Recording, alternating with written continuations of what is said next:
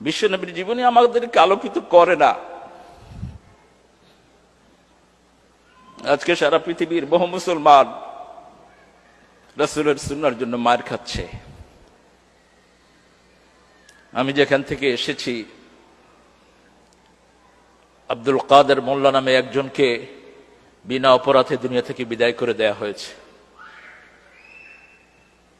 আহমদ শফি, বাংলাদেশের, আপনারা চিনেন তাকে, হাটহাজারী মাদ্রাসার সম্মানিত মুহতামিম। তিনি একটি স্বপ্ন দেখেছেন। তিনি দেখেছেন দূর থেকে রাসূল সাল্লাল্লাহু আলাইহি সাল্লাম দাঁড়ানো, আর আব্দুল কাদের মোল্লা ওনার সাথে মোলাকাত করছেন।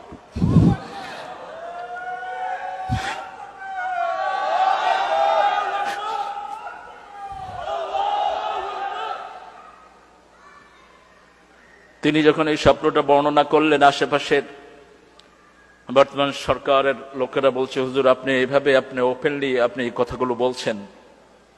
তিনি বলছেন, আমি স্বপ্ন কি বলতে পারবো না?